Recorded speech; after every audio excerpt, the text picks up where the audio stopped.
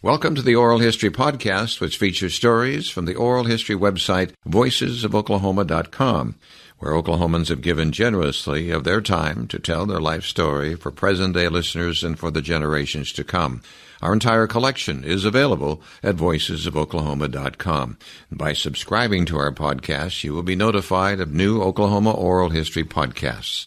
So now listen to another interesting storyteller from voicesofoklahoma.com. Jim Gallogly is the 14th president of the University of Oklahoma. He is a 1977 alumnus of the OU College of Law and is the first CEO from a Fortune 500 company to lead the university.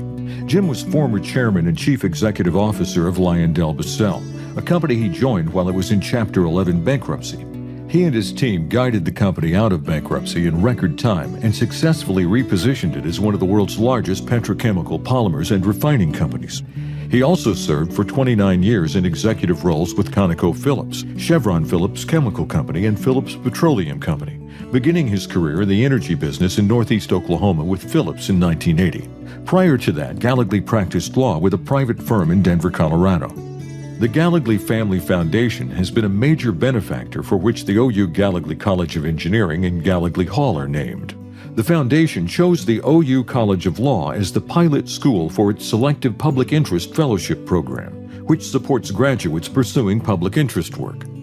Gallogly was born in St. John's, Newfoundland, Canada on September 1, 1952. He is one of 10 children of Tom and Margery Gallogly. Listen to Jim Gallogly tell his story, in which he talks about the tremendous influence his father had on his life. Available to you now on the Oral History website, voicesofoklahoma.com. My name is John Erling, and today's date is July 12th, 2018. Jim, would you state your full name, please? Yes, James L. Gallogly. Your date of birth? September 1, 1952. Makes your present age? 65 years old. About the name Gallogly, the ancestral background to that name. Gallogly is an Irish name. My great-great-grandfather came to the state of Iowa, potato famine, then the relative state in that state. My family was half German, half Irish on my father's side, and both German on my mother's side. But the Irish name is from, obviously, my father's side of the family. Yeah. Where are we recording this interview? In Norman, Oklahoma, on the campus of the University of Oklahoma. And what specific building? We're in Evans Hall. Which is a wonderful, wonderful facility. It is a gorgeous historic building. It's one of the most photographed buildings on campus. It's at the head of the North Oval. It's famous for being the office of the university president. And the president, Arthur Evans, never did get to office here. I understand that the building burned down at one point in time, and they had to build a new building. Yes, and he was removed from office by Governor Haskell of Oklahoma. That's why his administration was gone when this was completed, and he never did house here. I didn't know that. You're ahead of me. You're a better historian than I am. No, I'm not. I'm a lawyer by trade, though.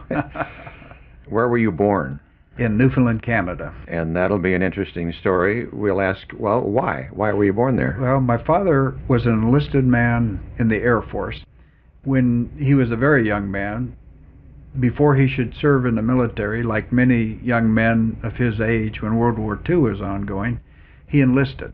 He enlisted before he was really the right age to enlist, but the military didn't check ages very much at that point in time. They were looking for soldiers. Young men were wanting to serve our nation, and my father went into basic training and was on a boat on his way over to the Pacific to fight in World War II when the war ended. He stayed in the military and had different posts. He was in the Army originally, and then, of course, the services split, and he went into the Air Force branch. He was stationed in places like Newfoundland, Canada, Anchorage, Alaska, Fairbanks, Alaska, because he was in communications and had to worry about where we had satellites. And of course they put satellites on the coast. Newfoundland, Canada was on the eastern coast of Canada, and in a place we had a military post. How long did you live there? I was there about 4 years. Two of my sisters were born in Newfoundland as well. Your mother's name? My mother's name is Margery Abbas, a good German last name. Both her parents came over directly from Germany, and both had a very heavy German accent. They were farmers in Iowa. My mother grew up on a farm. What was her personality like? Just really wonderful. You might imagine that if you're a mother of 10 children, and she did have 10 children with my father, you have to be a very caring, loving individual. That's a perfect way to describe my mother. And very patient.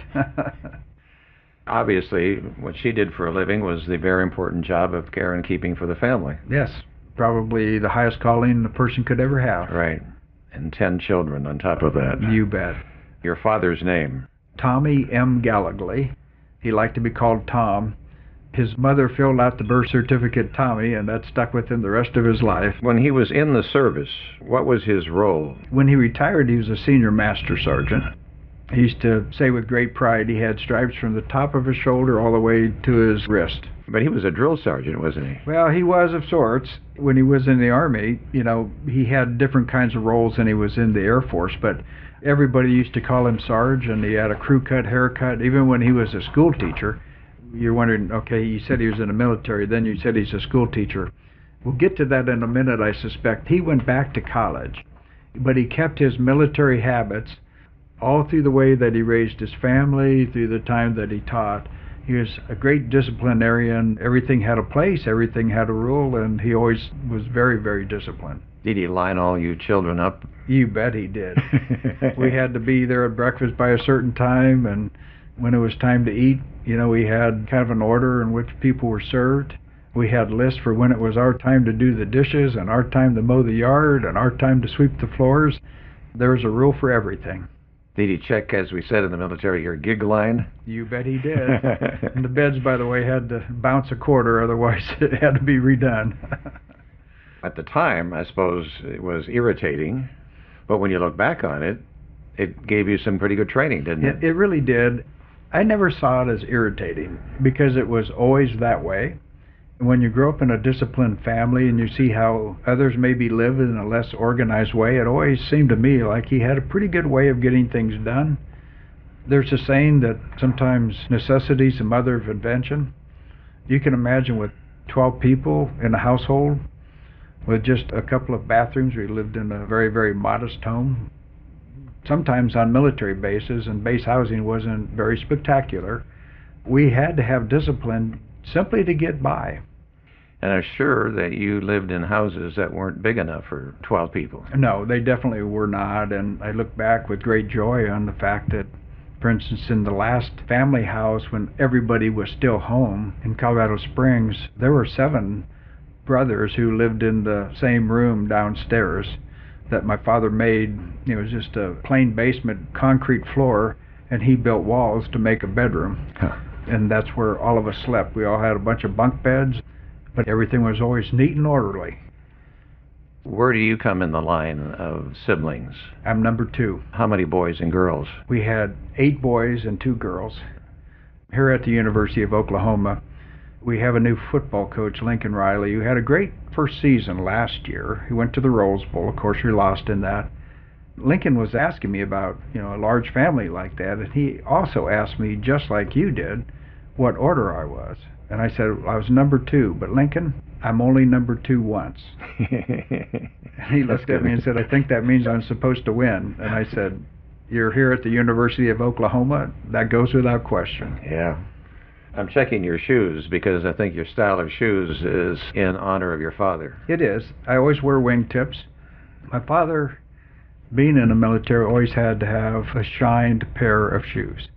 A military issue never had any decoration at all. They was just shiny black, and of course there are certain times when you're in other kinds of uniforms, for combat, but the dress uniform of the day in the office was press shirt, press slacks, your uniform with your stripes from your top of your shoulder to your wrist, and black, perfectly polished shoes. When my father didn't have to wear those, he had on a pair of tennis shoes, but any other time, for instance, going to church, he always wore wingtips. Yeah. It's one of the things I always remember about my father was the wingtips. The reason I still wear them today, we had a trunk out in the garage. And when most people are thinking about going to school and getting new clothes for the school year, we had a different routine. Our routine was not going to the store because we couldn't afford to go to the store and buy new clothes for school. We go out to this giant trunk in the garage, We'd go through everything in the trunk to see what fit whom. It could be, for the younger brother, something that had been worn by 3 or 4 different people before it wore out. It was a question of, did it fit you now? In that trunk one day there was a pair of wingtips that my father had worn. They were kind of worn out, but they were still very special to me, and when they would fit, I wore them with great pride. And to this day, it's a great reminder of my father when I wear my wingtips. Did he ever encourage any of you to go in the military, or did he speak against it? No, he was very in favor of people having a military career. My older brother had a long career in the Army. He was also an enlisted person, but he became a warrant officer. An officer who's non-enlisted, I guess, is a short way of saying that. So he achieved a very high rank. I wanted to go in the Air Force. I was in Colorado Springs. We had the Air Force Academy there. It would have been a dream come true for me to go to the Air Force Academy as an enlisted man's son in the Air Force. I took the tests. I had great grades. I did well on the test. I got a congressional appointment. Went and took the physical. Everything was going really well until the last part of the physical, which was the colorblind test. I did not know that I was colorblind. My father was. Turns out several of my brothers are. I can see colors, but I cannot see colors in patterns. So I failed the colorblind test on the physical to go to the Air Force Academy. They said I could still go, but I could never fly. So I had to quickly develop a plan B, and I went to the University of Colorado at Colorado Springs because my father also went to undergraduate school just before I did. He went to school to the University of Colorado at Colorado Springs. Yes. He graduated in 2.5 years. He had the GI Bill. He'd done a lot of time in the military, but he didn't have the full GI Bill because he took a couple classes along the way, and certain things like communications, this or that, but they didn't count toward a degree. So when it got time for him to decide whether he wanted to go back to college, and by the way, that was in his 50s, I can't remember what age, he only had 2.5 years of the GI Bill. He decided, I'll take double loads, I'll do whatever it takes, because I have 12 people in the family, including himself, that had to be fed and clothed and housed, bills to pay, and he had a short amount of time on the GI Bill. So he went to the advisors and said, I want to take 30 hours a semester. And they laughed and said, nobody does that, and you haven't been in school for 25 years or more? This isn't going to work. And my father said, will you please give me a chance? All I ask is a chance. If it doesn't work, I'm done in the first semester. I tried, but, I have to do it this way. I literally have no choice. If I make it my first semester, give me a second semester to try again. He was basically a straight-A student and very disciplined. Remember, they called him Sarge. That discipline didn't just come at the expectation of others, it was also for himself. Pretty amazing, isn't it? It was just nothing short of amazing. In fact, there's a great conversation my father and I had before he went to college. I'll never forget it. This is usually a reverse kind of a conversation. My father and I were sitting at the dinner table. He looked at me and said, Jim, I'd really like to go to college. I know I should get a job. I know we need the money, but I always wanted to be a teacher, and I cannot be a teacher if I don't go to college. It just won't work that way. I could probably get some kind of civil service job or some sales job or doing this or doing that, but I always wanted to be a teacher, and I want to go back to college. Well, I was in high school at the time and full of myself and thought I had a pretty good understanding of the world, at that young age. Said to my father, giving him advice, Dad, this is not going to turn out well. You should not go to college. You told me you're a C student in a little school in Iowa, and now you want to go off and go to college. You don't have the academic credentials. You haven't written papers for ever and ever. You were in crypto, so everything you always write is in code and short. I said, Dad, this is not going to work. The best advice I can give you is help put bread on the table for the family and give up this crazy idea. And he said at the time, if you have passion for something, you'll find a way. And he did. He ignored my great advice, and he did what he wanted to anyway. And I told you that story because we need to talk about that same conversation later, because it shows up in reverse at another point in life. So then he taught.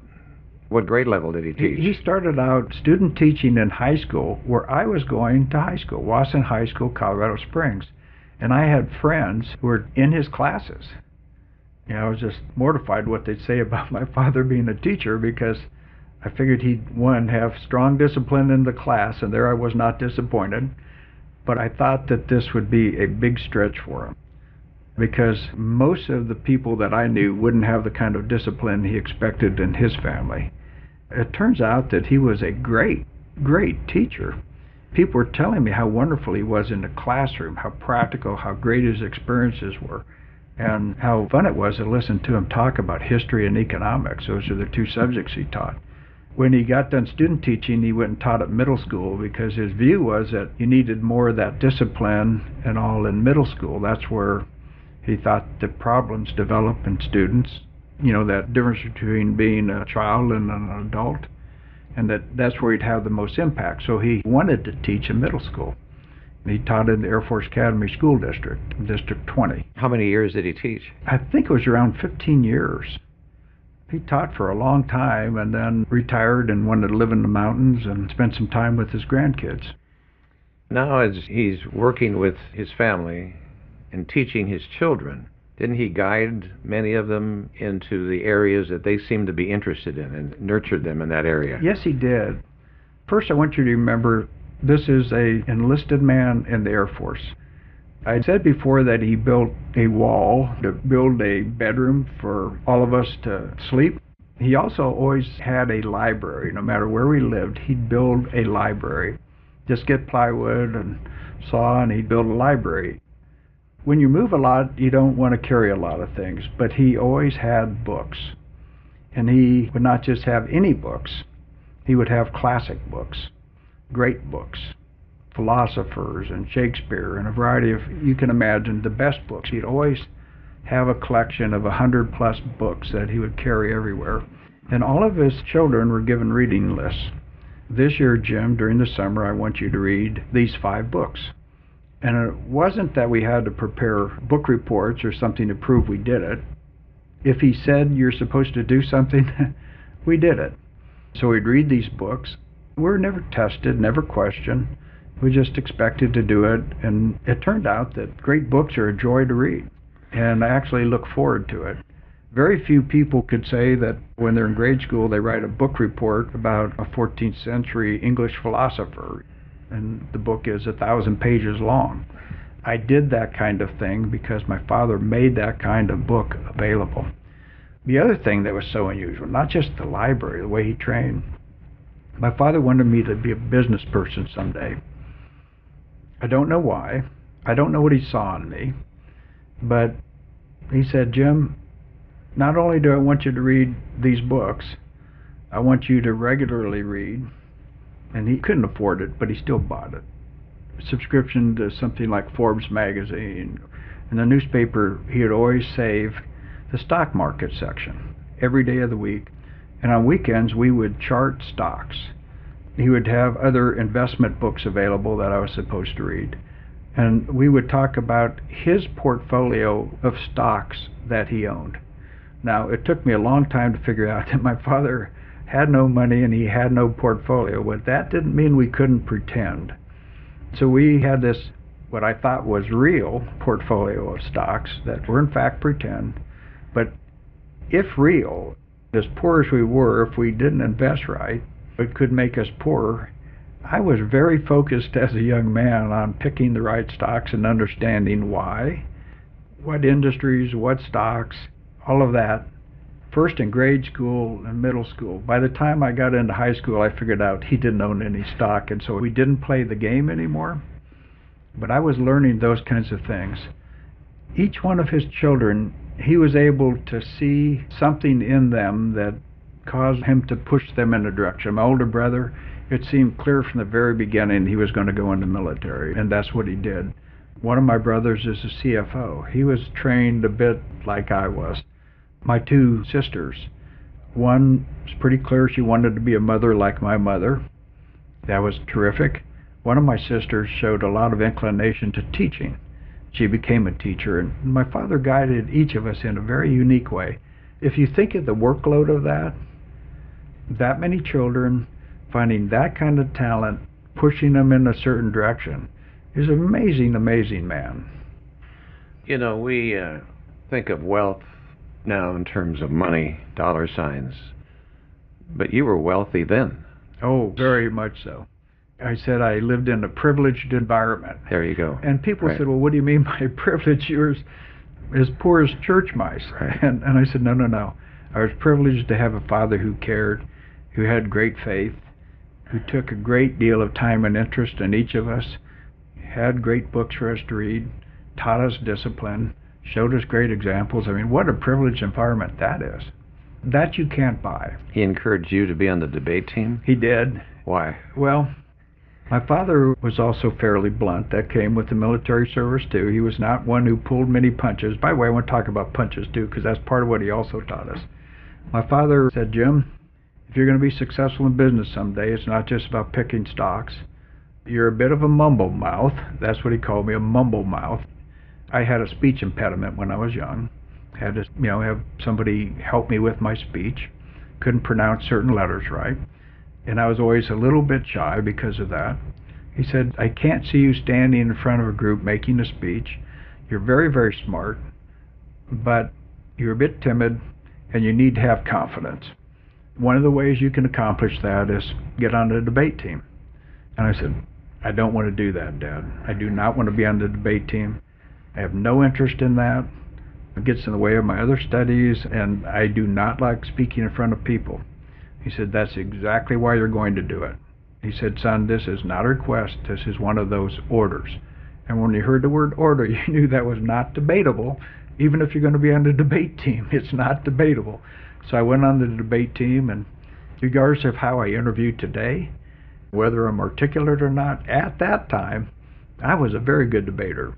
And almost immediately we made it to the state tournament. My partner in high school was a young man named David Griesemer and Gallogly. How about that for a couple of names? Long and complicated. He went straight to Johns Hopkins Medical School. He was a concert pianist when he was in high school. He was an absolute genius. Between the two of us, we were quite the debate team. We always went to the state finals, and we never won in the state of Colorado. We always were beat by a Denver team, but we did take a multi-state tournament first place, and he was just a wonderful young man to debate with, but my father made me do that.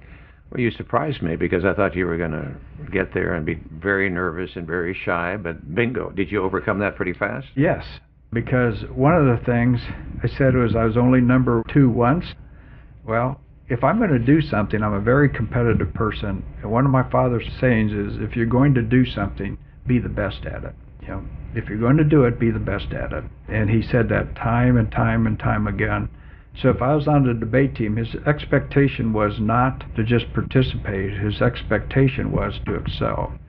So when he said, you're going to be on the debate team, Jim, I knew what that really meant. Right. I have to tell you this wonderful story because it wasn't just my father. When I went to my first state tournament, I got my shoes out of a trunk and all. I did not have a sport coat. You're supposed to wear a tie and a sport coat to the state debate tournament. My mother made it for me. My mother was a seamstress. Did you like it? It wasn't stylish, but I loved it. The collars were a little thick. Did you feel funny wearing it? Well, I did and I didn't. I felt funny wearing it because it didn't look like anybody else's suit or sport coat. But it also didn't look like anybody else's because nobody else's had that love. Yeah, that's great. My mother made some shirts, and the collars were always too big. Yeah, people used to make things in the day, and my mother made that sport coat. The second time I went, they were so proud of me that they actually went to Montgomery Ward's, and my father bought one on sale for me. It was the ugliest plaid sport coat in the world, but that was a big sacrifice for him to do that. I should say, as you tell this, you tear up a little bit as you tell about it. Yeah. It's a great story. Yeah, it was great. He was a good athlete, too, wasn't he? He was. He was a football coach, baseball coach. We had our own baseball team. If you have 8 boys and you have a father who's a good athlete and a baseball coach, a football coach, guess what we had? We had probably the best family baseball team ever. And people used to come play the Gallogly boys in this dirt lot out in front of our house. Our house was very modest, and the nice thing about growing up in a house like that is sometimes there's vacant lots around. Well, we turned that into a baseball field. We played hours on end when we were on summer break. Punches. What did you mean by punches? Well, punches. One of the things my father did was when he was growing up in the Depression, he and his brother found that one of the ways they could make some money, besides baling hay and working on the farm, was to go box. Boxing was a popular sport back then. So they both kind of went pro on boxing and got paid to go fight. His brother Gene was a Golden Gloves, and my father, I don't know. My father would never talk about himself much, so I don't know what he achieved. If he achieved something, he'd never tell us anyway, so we never asked. He's a very modest man. But he loved boxing, and he wanted either my older brother or I to be a pro boxer. And like I said, if you're going to do it really well. My older brother was too big and too awkward to be a good boxer. I was small, really fast. My dad said, "You're good enough to go pro." And every Christmas we get a new pair of boxing gloves. About every 3rd or 4th year we get a new boxing helmet. That took a while to wear those out. I used to hate to see Christmas for one reason when I was young. All the furniture would get moved out, and my older brother and I would probably go 10 rounds on Christmas Day with our new boxing gloves. Not all at once. Just beat the pulp out of each other, and he was a lot bigger than I was.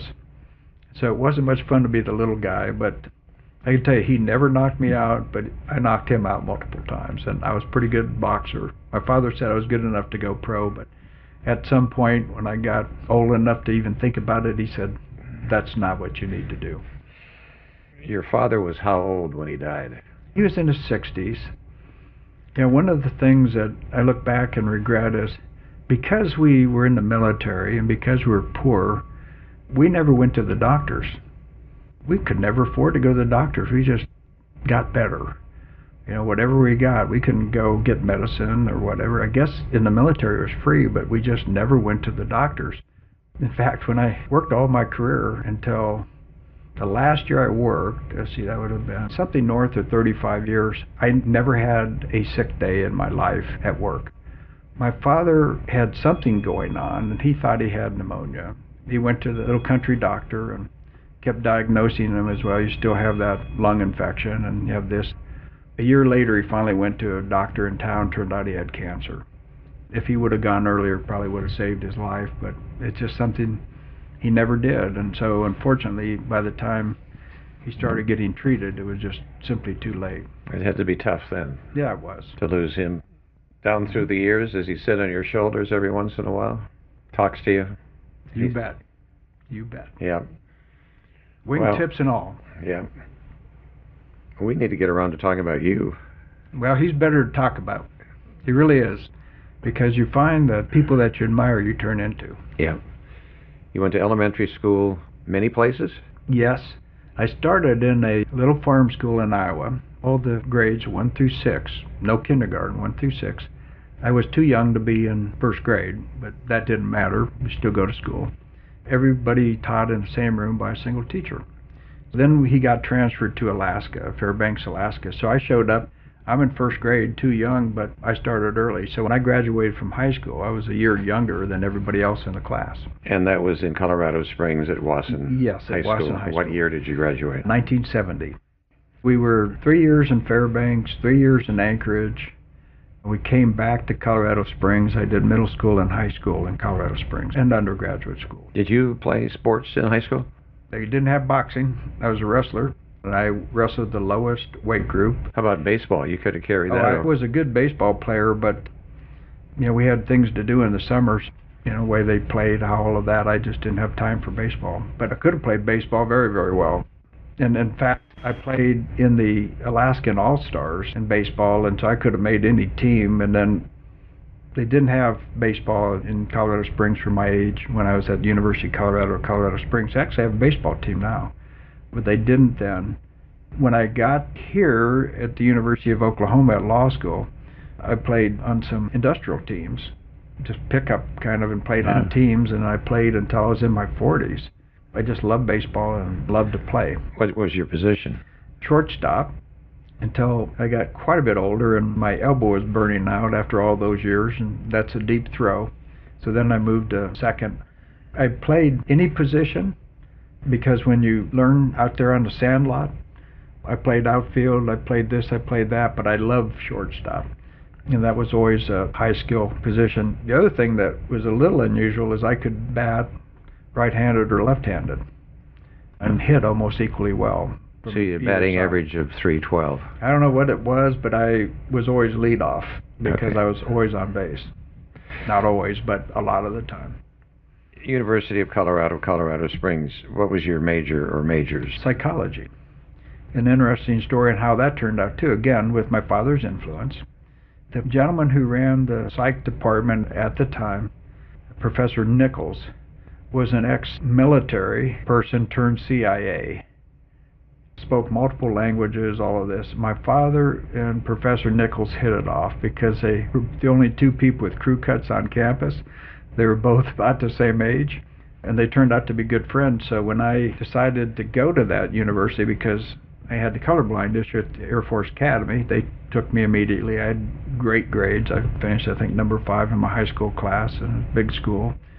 So I could get in anywhere. But my father said, if you go here, you can live at home. I also work full-time. You know, I help the family support the rest of the kids. That's one of the reasons that I was interested in Air Force Academy. You get paid while you go to school.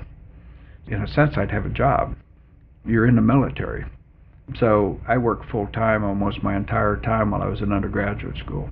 But Professor Nichols, my father are good friends. My father said, take a class or two from him, you really enjoy it. Fortunately, I really did and stayed, and that was my major.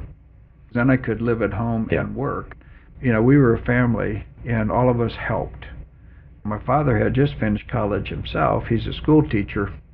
We had some bills to pay, so we all just contributed. So you did various kinds of jobs then? I worked at Safeway. I started about the day I finished high school at Safeway, worked all summer, all the way through undergraduate school, and then even when I came to law school, I worked on the weekends here in Norman. Did you ever think that the grocery business is going to be your life? I did for a while. After the first 4 years, I thought I'd never want to do it, but having a degree in psychology turned out to not be something that gave me an opportunity to go find a job right away, at least the kind of job I wanted. And kind of an intervening story there, I also met my wife at the grocery store. She and I both worked together, and so when she graduated from high school and I graduated from college, we got married at the tender age of 21 and 18. By the way, we've been married 44 years now. And you have 3 children? We have 3 children. Are they daughters? All daughters. Yes, all daughters. I've got to talk to you later about the Muslim faith and 3 daughters. This is really important.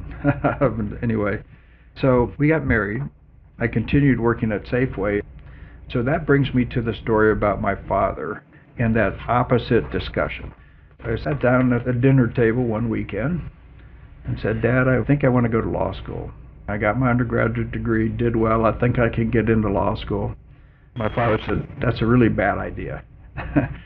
And I said, why is that? I thought education is something you always thought was a great idea. He said, not in this instance. He said, way too many lawyers. You're going to go to school, you're going to accumulate a lot of debt, it's 3 years, you're going to get out, you got a wife you have to support, you're doing really, really well at Safeway. In 2 or 3 years, you're going to be a store manager there. They're promoting you right and left, and you're going to be a store manager in a few years. Your wife is working, you got a nice car, everything, you know. When he looked at his world, we had great success. We had some money in the bank, we were saving money and all. I says, why law school? Just like he did with me, I said, Dad, I'm not going to take your advice. I'm going to go to law school.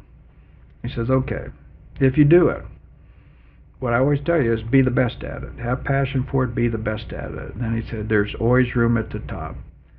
There will be some of those lawyers who get jobs. There will be some of them that do well. Be one of those. If you're going to do it all out. I always remember that about everything I did the rest of my life. But you had a degree in psychology. Were you planning to become a psychologist? You know, like happens with a lot of young people, you start, you find something you have an interest in, but you don't have a plan. And I didn't know when I was majoring in psychology what that plan would be. My father was an enlisted guy, and he couldn't really give me advice about go do this or go do that. And when I took aptitude tests and all in high school, it said, you have this great aptitude for math. I really was a math whiz, and I should have been an engineer. That's what everybody said I should do, is go to engineering school. I took calculus and all those things in college, and it was so easy. But I didn't know what engineers do, and it wasn't really a school that had much of an engineering program at the time. I just didn't have good counseling and didn't know.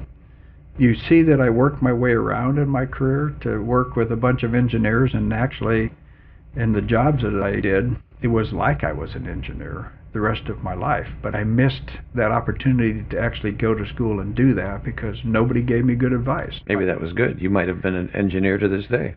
Well, you never know, and if I had been, that would be a wonderful thing. Something that my father always also said that I think was so important. You hear me talk about him a lot. It's because he had a high impact, but one of his favorite sayings, besides be the best at something if you're going to do it, is never judge success by the size of your paycheck. Mm-hmm. People have all sorts of different sizes of paychecks, different aspirations, different things they do. Don't judge their success by the size of their paycheck. Yeah. You said you got married. We didn't name your wife.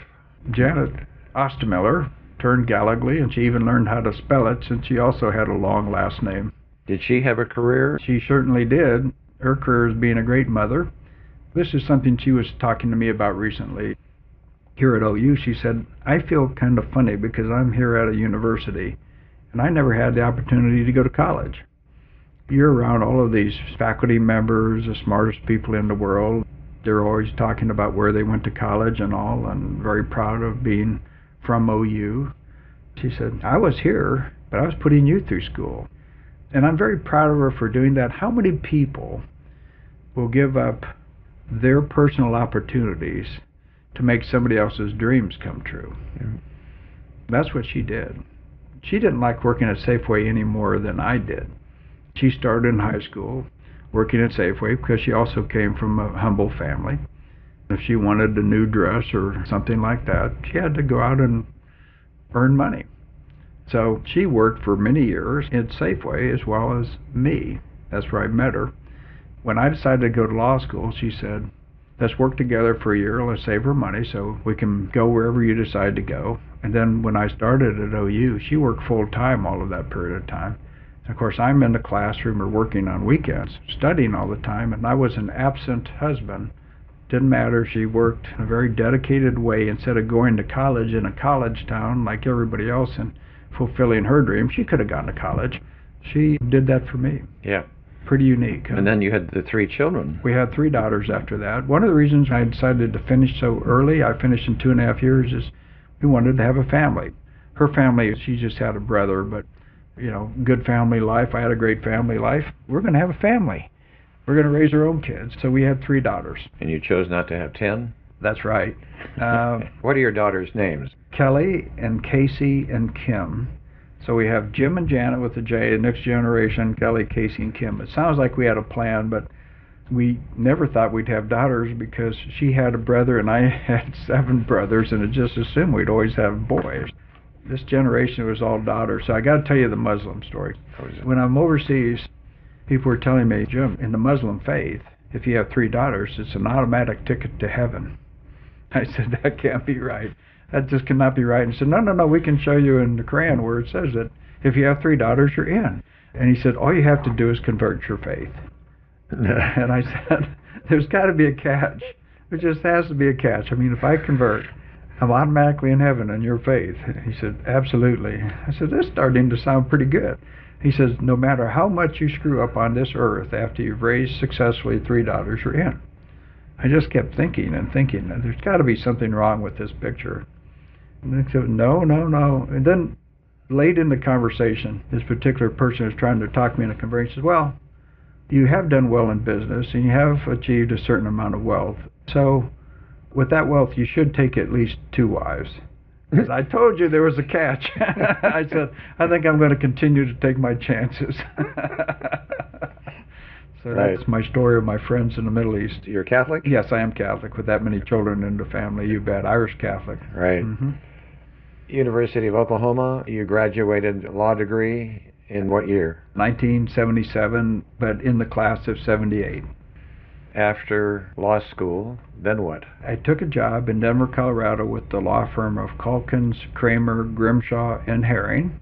I was the associate for Hal Calkins, the senior partner. Very proud of that. It was a very prestigious silk stocking law firm in Denver.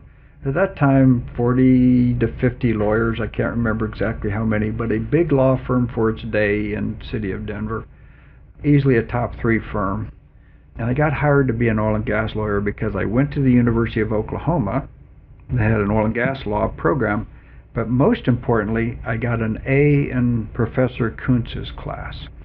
Dean Kuntz was famous because he wrote the treatise on oil and gas law, and everybody who practiced knew his name. He made a statement at the beginning of each one of his classes that if you got an A in his class, he'll write a personal letter of recommendation to whoever you'd like him to write it to. In my instance, Jim Gallogly is highly proficient to practice in the field of oil and gas law. Maybe add a sentence or two, sign Dean Kuntz. I got an A in his class. It's very rare to get an A in a class. You give 1 or 2 a semester. I got an A. He wrote me a letter, and so almost every place I applied on the basis of his recommendation, I got a job offer. So he made a big, big impact on my life. I went to Denver, worked for Hal Calkins. Oil and gas law, why did you choose that? I had no counseling on that either, but oil prices were really high at that point in time. And people told me that you're a good debater, so you'd probably be a good lawyer. I didn't know if that was true or not, but after stacking cans on shelves and working in the produce department for a number of years at Safeway, I was willing to try something different. But choosing oil and gas law, that just obviously set you on a path that you had no idea you were going to go on. I didn't know exactly what that meant or where I would go. When I took the class, I said, I'm likely to go to work for a firm that works for oil companies. That seemed like a positive thing to do because there was a lot of money in that at the time. Seemed like a good career path. So then you did go to work for an oil company. I did. Out of law school, Phillips Petroleum offered me a job. They were just slow in getting the offer to me, and I had already accepted a job with Hal Calkins. Phillips said, well, we'll pay you more than what they're paying you if you'll join us. Unfortunately, they were late, and they said, well, just say no on this one, come with us. And I said, well, once I say yes, I mean yes. I guess I've been married 44 years, huh? When I say yes, I mean yes. Right. So I worked there for a couple of years, and Phillips kept offering me a job. Every 6 months, every 3 months, please come. And finally, I said, okay, I will. If you want me that badly, I'll come. I came to Bartlesville, Oklahoma. That would have been in 1980. We want to talk about that, but because you were there for 29 years, you became immersed in the history of the Phillips Company and how Frank Phillips started it. Yes. You then obviously knew about Waite and Wyatt, and that was a 10-children family too, by the way. That was a big family. I used to call him Uncle Frank. I hope that's okay. And I don't think people really call him Uncle Frank, but I always did. There was a portrait of Uncle Frank in one of the hallways. He had this nice smile on his face, but he was up there on the wall, and when I'd walk by, it always seemed like he was looking down and smiling at me. Did his image hover over the company for a long time? It still does, and in a very positive way. When you think of a father of a company, he was a barber in Iowa. My parents came from Iowa, so I always thought I had a little bit of a connection to him. But he came to Oklahoma, got married. I guess his wife had a little bit of money. He had an idea. He was not an oilman any more than I was an oilman. Next thing you know, he's drilling a well or two. He didn't have immediate success, as I understand it, and it took him a while, but once he got on a roll, he really got on a roll. He built a multinational oil company out of nothing. So I always had a great admiration for a man that I never met. And then he brought his brothers in, L.E. Phillips, and Waite, too, because Wyatt died. So then they created the Phillips Petroleum Company. Yeah, and you had Boots Adams. Right. So you have Phillips as the founder. Boots Adams was, I think, the second CEO. You have other family members heavily involved. So it was a family company that got pretty big pretty quickly. And of course, Waite was a big name in Tulsa with Philbrook, the mansion that he built. Mm-hmm. And then, of course, the Philbrook Museum of Art. And I'm leading to he and his wife, Genevieve, had 2 children, Helen Jane and Elliot Chope. I have Elliot Chope's interview on our website, voicesofoklahoma.com. Okay. And it was very interesting. And Chope shunned the glitzy lifestyle of his father. Yes. Chope just wanted to be a rancher. When I asked him how he liked living in Philbrook, he was 9 or 10 years old, he says, I didn't care about that. I just assumed be living in a log cabin somewhere. Yes. So he chose that lifestyle. That's interesting. That professor in psychology used to have this poem he made us memorize. What you just said made me remember it. It pops up in my head every now and then. I'll recite it wrong, although it was on the test. It's something to the fact that man is this funny creature. When it's cold, he wants it hot. When it's hot, he wants it cold. He always wants what he hasn't got, something like that. I got the phrasing wrong because hot and got rhyme, but you get the point. Right. You always want what you don't have. And if you have wealth, you want the simple life, and if you have the simple life, you may want the wealth. See what that's like. You always want what you don't have for different reasons. Right. When you were living as a child, was that a dream to become wealthy? No, it really wasn't. I didn't see wealth around me in any of the places I was at. At a point in time when I started working in an oil company, it was never about the money, but I kept thinking to myself, I think I could run this place someday. I never had a goal to be CEO, but I kept thinking to myself, I could probably do what some of these people are doing if given the chance. And at one point, I finally got that chance. So in 1980, your first job with Phillips, and how old would you have been? Late 20s, early 30s? Yeah, late 20s probably. I think I was the youngest vice president of Phillips Petroleum ever, because remember, I started school early, finished law school early, and I was just a really young man when I started practicing for Phillips in the legal department. Yeah, I didn't mention, you lived in Bartlesville all those years. Great community. Yeah, I love Bartlesville, and 2 out of my 3 daughters were born there. We used to always say it's the best place in the world to raise a family, and I think that might be true even to this day. It's a really great school district, wonderful community. Everybody in my family or friends that come and visit Oklahoma who haven't been here, one of the things they always say is, are all the people so nice in this state? And I say, pretty much. Yeah. Pretty much. Yeah, so nearly 30 years living there? Well, no, I was transferred here and there and everywhere. Okay, that's true. Yeah, I got transferred a lot, and I lived a total of 4 years the first time. They sent me to Norway, and then they sent me to Houston, back and forth and all over. The connection is I always worked for an Oklahoma-based company, and even when I was in Norway or in Houston or whatever, we used to always come back, presentations, meetings in Bartlesville. So even if I didn't live there, it was like I lived there because I was a senior executive, and that's where we ran the company. What was your first job with Phillips? I was in the legal department as an oil and gas lawyer. So you had a variety of positions in different departments. Mm-hmm. Legal, probably financial. I did go into finance. I was made finance manager of North America Exploration and Production. That was like the CFO of that division, which at the time was the largest division in the company. And then I got a call and said, you're doing really well at this. Would you like to become treasurer in Bartlesville with an idea to be CFO in 4 or 5 years? I said, if I'm going to be a specialist, I should be a specialist in my profession, which is law. At one point they asked me, do you want to be CFO, general counsel, or run a business? I said, I'd like to run a business. That's when they gave me North America E&P, where I used to be finance manager. Actually, the place where my career really took off was when we redeveloped the Ekofisk field in Norway. You moved pretty fast, didn't you, up the ladder? I did. I think I was youngest vice president in the company, and I ran every division within Phillips Petroleum at some point in my career. I don't think there's anybody in history of the company who ever did that before. Yeah. Talk about Norway. My ancestors, both sides, come from Norway. Snakka Norsk. I Snakka Norsk. Yeah, how about that? See, I don't never get the chance to do that anymore, and I hope you don't ask any more questions in Norwegian because it is so rusty. I took 5-6 levels of intensive Norwegian. I love Norway. If I said tuck for mutton, would you know what I meant? Yes. Thanks. Thank you for the meal. Right. Did you like Norway? Did you like their government? You know, Norway is a very special place. My wife and I used to say, if we just picked one place because of how nice the people were and what a beautiful scenery there was and no crime and no poverty, no anything other than the weather. Yeah. The weather was not nice. Norway was a wonderful, wonderful place. It couldn't be replicated in other places very easily for this reason. Norway had a very small, very homogeneous population.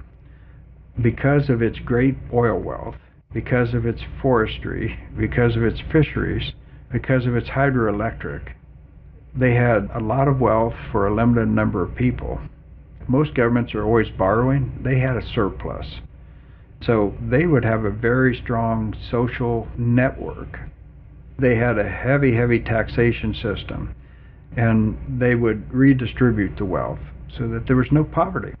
And if there's no poverty, people don't need to steal anything. If they don't need to steal, there's no crime. They never had racial issues because everybody looked the same pretty much. I'm not saying that's a positive. There's no diversity, but there was a society that blended fairly neatly, that was fairly wealthy. And as a result of some of that, it created an easy place to live and an easy culture to live in.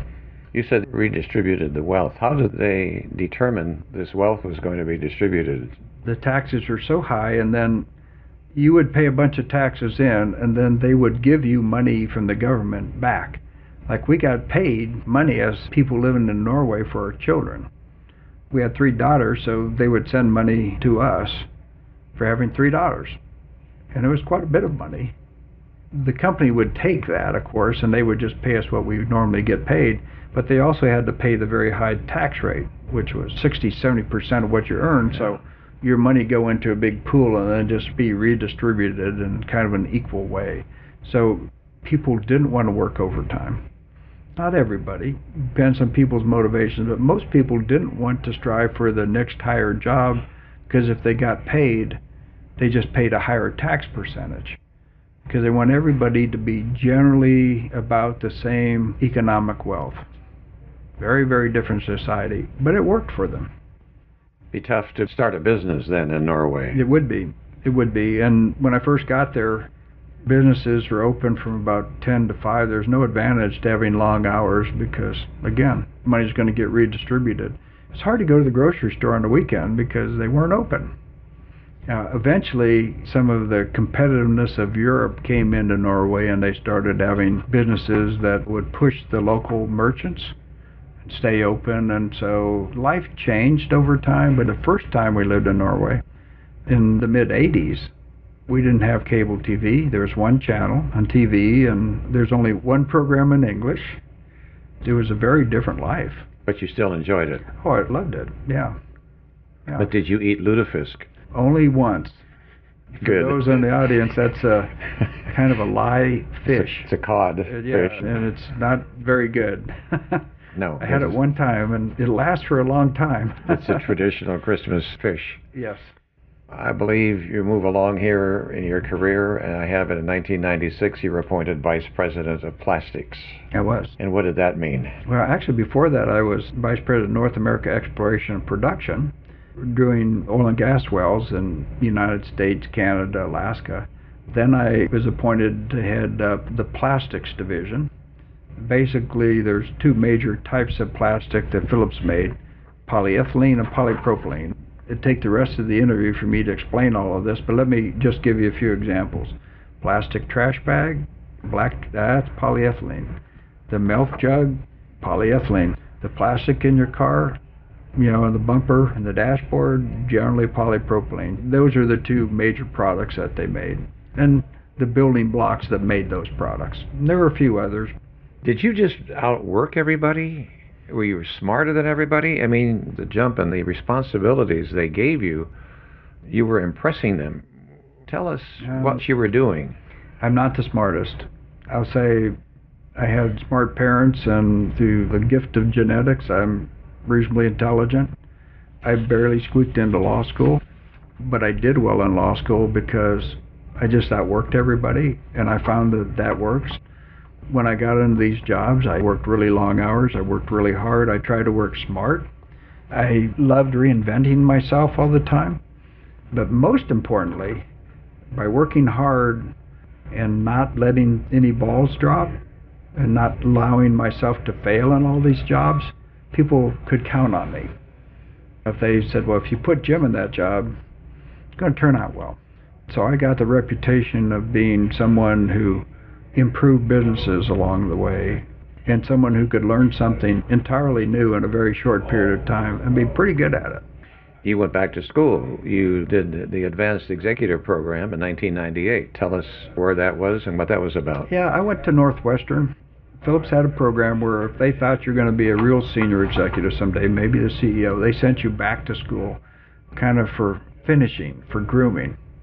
It's like a mini MBA. I had already been trained in finance and already knew most of what I was going to learn there, but it was a seal of approval from Northwestern that you'd been to their advanced program so they could say to the stockholders, oh, by the way, he's been there, been successful, he knows net present value, he knows cash flow, he knows the balance sheet, and he knows management principles and practices, and so he's qualified to do some of these greater jobs. It was interesting. I got taught by some of the very best. They gave us a choice of going to Harvard, Northwestern, Stanford, MIT. There was just a handful of what they considered the elite finishing schools. And I picked Northwestern because I was in plastics at the time. They had a big advertising group, marketing group, and I said, that's something I don't know much about, so maybe I'll learn something I don't know by going there. And I did. It was a terrific experience. Worked around a bunch of smart people, and it was a break. We weren't allowed to do any work. They completely extracted us from the company and let us concentrate solely on that for a couple months, as I recall. In that year, I believe, of 1998-99, companies tried a corporate takeover of Phillips Petroleum. Yeah. Talk to us about how a company can do a takeover of a company. What was going on at the time was oil companies were doing very well and had strong balance sheets. When I talk about a balance sheet, you have stock, equity on one side of the balance sheet, and you have debt on the other. I'm grossly oversimplifying. I'm a pretty sophisticated financial guy, but oversimplifying on purpose for clarity. But what happened was oil companies had a lot of cash and a lot of equity, but not much debt. Oil companies built their balance sheet that way because when you do big projects, especially overseas, these projects cost billions and billions and billions of dollars. So you want the ability to go execute those things. One of the ways you got projects overseas with governments is the governments typically didn't have the money to develop their oil fields. Oil companies did. So we would bring a lot of cash in and help develop these fields. Besides expertise, we brought cash to the table, or the ability to borrow because of all the assets that we had. Raiders at a point in time figured out that, there's this big pool of cash that we might be able to help ourselves too. They would come in and say to shareholders, we can give you some of that cash today if you put us in charge. Yeah. Companies would fight that because it was, no, we need that to go do our business. Well, they were successful in getting companies to take on a bunch of debt and give it to shareholders today at the expense of tomorrow. Yeah. So Boone Pickens and Carl Icahn both took on Phillips and caused it to go from a very profitable cash-rich company to a company that had great debt in the future and limited ability to do the kinds of things to give it a bright future. They just rearranged the balance sheet, and they were able to persuade a lot of shareholders, let's talk about today. We're not that concerned about tomorrow because we only own the stock today. That worked for a while. Those corporate raiders were very successful for a period of time. You saw them do that in industries like the oil business. Remember when airlines used to have a lot of cash because they had to have money to buy airplanes and all of that? Well, they did that to the airline industry. There are certain industries that they were very successful rearranging balance sheets. Give us today at the sacrifice of tomorrow. They put a huge hurt on Phillips Petroleum. We went almost a decade with a very distressed balance sheet because to survive, we had to, I'll say, make a deal with the devil. And the devil was? These takeover artists, Carl Icahn, Boone Pickens, back to back. But they didn't succeed to taking you over. They did not, because we took on debt and were able to secure independence at the expense of a brighter future. So when they came in to take over, were they there at Phillips? No, this was a Wall Street takeover. This was a Wall Street tactic because most of the shareholders were Wall Street people. So they were able to talk pension funds that owned us, mutual funds that owned us, individual shareholders that owned us that, oh, by the way, we can give you $50 a share price today. I'm making that number up. I don't recall what it was.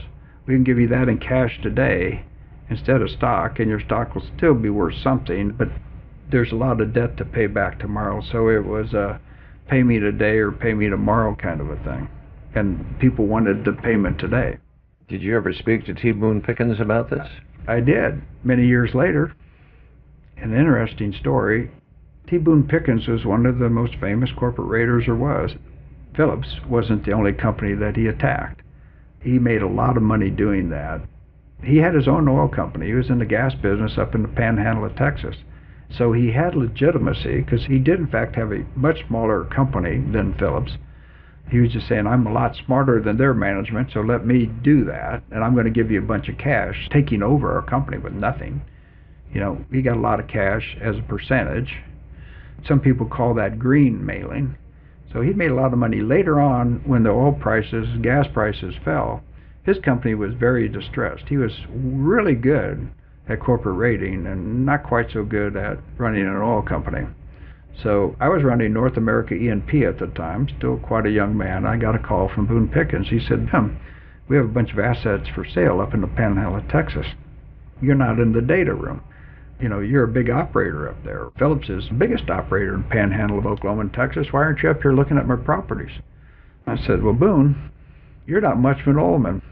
We looked at your assets, and they're worth less than your debt. You're probably not going to survive, and we're not going to pay you more than those assets are worth. The banks own you. We don't need to buy the banks out. I said, we got long memories as well. We wish you all the best, but we're not too surprised to see you end up in this position. Now, of course, he turned out to be a pretty good trader, and oil prices came up, and he's done pretty well through the years. But at that point, he had that not-so-special moment himself, and it gave me some pleasure as a young man to have a personal conversation to tell him that maybe he wasn't as good a oilman as he thought. We have his interview on voicesofoklahoma.com, so those who want to hear it, you can go to that. I bet he tells that story differently or never told that piece. Right. No, he never mentioned you. I was one of the people he called, and the chairman said, well, why didn't he call me? And I said, he's probably embarrassed to call you. Yeah. You merged with Conoco. We did. Tell us about that and why. I mentioned our company was damaged in these takeover attempts, and we had a very limited future. Didn't have many options without any cash. So we were just trying to survive year after year after year and doing okay at it. But we had a discussion one night. I think there's 7, 8 people in the room. The president's office up on the 18th floor of the Phillips building in Bartlesville, Oklahoma. Imagine the Phillips building. Yeah. We were sitting there one day looking out on the town of Bartlesville, having this, I'm not going to call it a desperate conversation, but a very worried conversation. This was like 7, 8 o'clock at night. It was dark. I think I was a senior vice president at the time. We were looking out and just said, we're the leaders of this company. What are we going to do? We're a takeover candidate. People say our balance sheet is such that we have one foot in the grave. We'll probably end up a hyphen on somebody else's name. You know, there was ExxonMobil, Chevron, Texaco. See, we could end up as a something Phillips. And it's more probable than not that that's going to happen. We could not withstand another takeover attempt. If that happens, this town is going to be decimated because it will not be somebody else's headquarters. We're looking out there on these lights and thinking, we're having this conversation, and all these employees and all these people who depend on these employees running these shops probably have no idea what a fragile situation they're in. And we're trying to figure out, what do we want to do next? We could sell the company and make some money. We're all shareholders, and we're senior executives, we have shareholders. That would probably be good for us personally. We could proactively try to go merge with somebody. We could just try to do what we're doing and hope for the best. Or maybe we could develop a bold plan and do something to save the company and secure a bright future. When you looked at all those options, I said, the one thing we are is fiercely independent. I mean, if we wouldn't let Carl Icahn take us out and wouldn't let Boone Pickens take us out, and they both put a big hurt on us, if we wouldn't let that happen, we're sure not going to end up a hyphen on somebody else's company name. We're fiercely independent. And we're really good at what we did. And what happened before is we were too successful and had too much cash, and we got hurt because of that. We're not going to let that happen. So we developed this really beautiful plan on paper. It seemed absurdly difficult to execute, where we would take our chemical business and merge it with somebody. And I personally was running chemicals at the time, a senior vice president of chemicals, so we had to do that with Chevron because we'd be a perfect match for each other. And we could put debt on this company, use the new cash that we got out of it to pay down debt of the company. Do the same thing in midstream, the gas processing and pipeline business. We could do the same thing there with another partner. Use some new cash, pay down some debt. We could buy Arco Alaska. The Pearl, BP was buying Arco at the time. We didn't think they'd get to buy Arco's Alaska interest in Prudhoe Bay. We said, wouldn't it be incredible if little Phillips could buy that? We're one of the few companies who could because we're small enough. We don't have the cash, but what if we could by getting into other cash pools? I said, okay, that gets us a few years down the road, but what next? Well, if we bulk up the balance sheet by doing a merger with somebody or buying somebody, in 5 years we could merge with Conoco, and then we'd have a great company, and we'd be right up there with the big guys. So this is crazy enough to be something worth trying. 3 months later, we had the Chevron deal signed up. A couple of months after that, Duke Energy Field Services, the biggest midstream company, and we bought Arco Alaska. We had cash, we bought Arco Alaska from BP. And then we ended up bringing Tosco assets in for a stock deal, bulked up the balance sheet. That made us the second largest refining company in America. Our balance sheet wasn't great, but it was definitely improving, and the oil prices were coming up, and that deal we did with BP on buying Arco Alaska's Prudhoe Bay assets was looking golden. So we went to Conoco and said, let's put these two companies together, and said yes. In a pretty short period of time, we had a Fortune 5 company and a great balance sheet and one heck of a story. Both Conoco and Chevron, you came to them at a very special time in their business life. Yeah. If it had been sooner, maybe not. No, it was just all good timing. The timing was really important. And you also have to have somebody who wants to merge with you. We ran a pretty good chemical business. I ended up running that, even though I was just in chemicals for a while, because Chevron said, we will do the merger if Jim comes over as our CEO. So, okay, I'll help. And I didn't expect myself to be a chemical company executive, and that merger worked out really, really well. And the midstream business turned out really well, but we became an attractive partner because we were getting things done. Conoco said, wow, look what these guys have done so far. They're a good partner. So we have to show that we're capable. We became an attractive company to partner with, to merge with. As a result of that, we built a beautiful company. Mm-hmm. Then you were based in Houston, Texas? I was. When you were with Conoco? Yes. First I was CEO of Chevron Phillips as a result of that merger. The deal was, if that turned out well, and it did, then I could go either to Chevron or to ConocoPhillips. At the time it was Phillips, and then Phillips asked first, and I went back and ran refining, marketing, and transportation. As I said, we were the second largest refining company in America, and I think we're number 5 in the world. So I became a refiner. I had gas stations, pipelines, something I had never run before. It was golden age refining and good profits, and our company was number 1 in profitability per barrel, something I was very proud of. A fabulous team of people. I loved working with them. Shortly after that, they asked me to come back. Then they said, well, we want you to run worldwide E&P. And I was being trained potentially to be the next CEO of the company. So at the point I started running Worldwide E&P, I had at that point run every asset within the company, upstream, downstream, chemicals. It was a terrific experience. 2006, ConocoPhillips, you were Executive Vice President of Refining, Marketing, Transportation. Yep. Later, Executive Vice President of Exploration and Production. In 2009, you retired from ConocoPhillips. Yes. After 29 years. You'd been involved in every business of the company. Yes. Why did you decide to retire? I had a crazy moment. I had an absolutely crazy moment. Let me tell you about that. You never tell a Sooner what they can't do. I have to put that in perspective. I had a really good shot at becoming the next CEO of a Fortune 5 company. In fact, some outside investors came and said, we want you to be the next CEO of LyondellBasell. It's in bankruptcy. It's got over $20 billion of debt. I think its maximum debt load was about $24 billion. Second largest bankruptcy in America. General Motors was number one. This was a wreck of a company. Mergers that had failed, terrible cost structure, dead last in financial return, 9 out of the last 10 years of the decade. Just a massive failure of epic proportions and probably no good way out. Employees streaming out the door. First, a gentleman named Len Blavatnik called me. I thought he wanted to do an oil deal.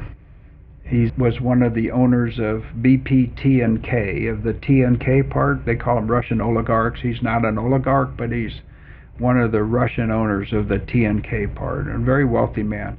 He bought Basell, which was BASF, and Shell's chemical businesses merged, and he used that to buy Lyondell, another chemical company. He did it all with debt. And then 2009 happened and the company collapsed. But it was a poorly managed company, a poor return company, good size, but just not much good to say about that company. I used to compete against that company before it merged, against Basell and against Lyondell when I was at Chevron Phillips. They were not competitive. Neither one was competitive. So when they called and said, we want you to be CEO, I thought he wanted to do an oil deal. But he started out the conversation this way. He doesn't say hello or anything. He's got a heavy Russian accent. My assistant says, there's a gentleman named Len Blavatnik wants to speak with you on the phone. Would you like to take the call? I said, oh yeah, he's a TNK guy. I think he wants to do a deal with us in former Soviet Union. Yeah, we'd look at that. Let me talk to him. Picked up the phone, heavy Russian accent on the other side. My name is Len Blavatnik. You're coming to work for me. Just like that. That's all it was. My name is Len Blavatnik. You're coming to work for me. And I started laughing. I said, Len, I've never met you before, but why would I come to work for you? I love this company. I've been here 29 years, doing well. What is this all about? He said, I want you to come run LyondellBasell. I literally laughed and said, no way. Just no way. And he said, well, why do you say no way? I haven't even told you what the offer is. I said, no way. You got bankruptcy. It's a mess of a company. There's no way I'm interested. And I love the company I'm working for. Impossible. He could see I was very serious. Just no way. He said, well, it's in bankruptcy. I own all of it. I lost all of it. I'll never get it back, but I made some mistakes. I owe it to people to try to fix it. I probably won't even be a shareholder on the other side, but I have to find a new CEO. We got to get it out of the bankruptcy. Would you at least meet with me when you're in New York next time and talk to me about people in the industry? I said, well, would you consider selling part of that to Chevron Phillips? I don't know, but I'd like to talk to you about it. So I said, okay. So I showed up in New York. Probably a month later, I was making a speech in an analyst conference, and I called him the week before and said, I'm going to be in New York on this day. Will you be in the city? And if so, you want to have coffee that day, and I'll talk to you a little bit about your company and some of the people in the industry. Oh, yes. After I speak, I show up in his office, and he's got the board of directors there. I said, what is this all about? He says, we're interviewing you for the job. I said, Len, I told you categorically no. Anyway, he said, well, just talk to us, answer a few questions. So I did, and afterwards he said, we want to hire you. I said, no. Anyway, so very persistent guy. Call. And At one point they said, well, you're probably the wrong guy anyway. You work for a big oil company, you probably couldn't do it anyway. I said, well, what do you mean by that? He said, you're a big oil company guy, you can't fix a bankrupt company. You have all these people around you, you got corporate jets, you got this, you got that, you can't run this company anyway. I said, well, wait a minute. What do you mean I can't run this company? You're the wrong guy. He should have said that to me, because that made me angry a little bit. Do you think he was smart enough to know what he was doing? I don't know if he was or not, but of course I could run that company. So I said, okay, I'll talk to you another time. Highly unlikely, but I'll talk to you. So I told the chairman, who's a good friend of mine, Jim Muller, I said, Jim, I'm going to go talk to these guys about this company. And he said, you're not serious. You're the most loyal person in this whole company. You helped us create this company. You love this company like I love it. What would you ever do this for? So anyway, long story short, Jim comes and says, we want you to stay. The board will tell you, we'll guarantee you'll be president of this Fortune 5 company. Why would you ever go to a bankrupt company and help them?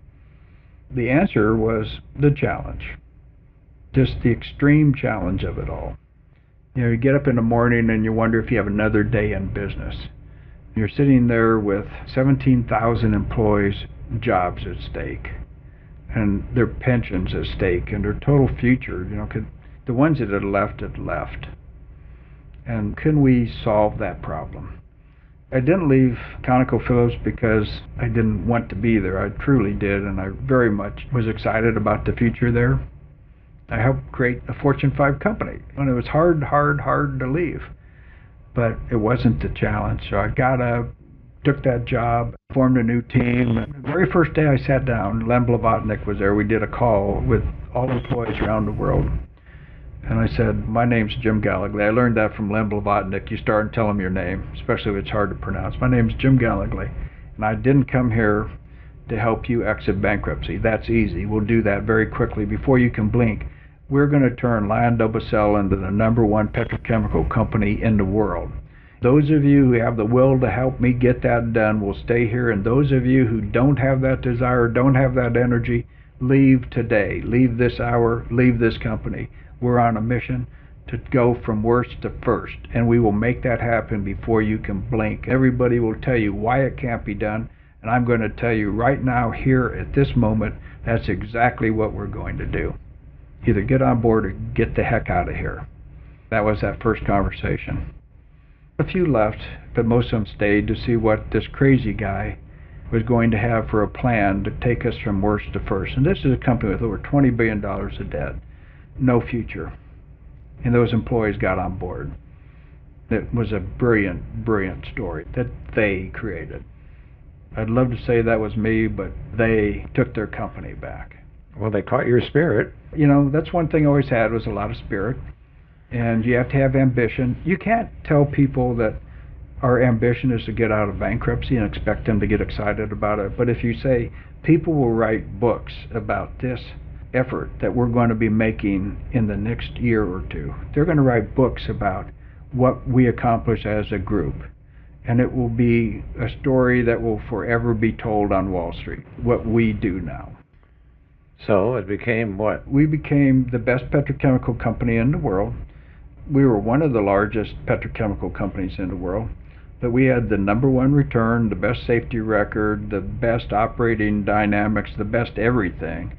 We were known as the #1 private equity deal of all time, the #1 turnaround story on Wall Street, and Len Blavatnik's reinvestment, I think it was Forbes or Fortune, I can't remember which one, wrote an article about his buying back in at 1% and then gradually buying more of the stock. They said that was the #1 investment in Wall Street history too.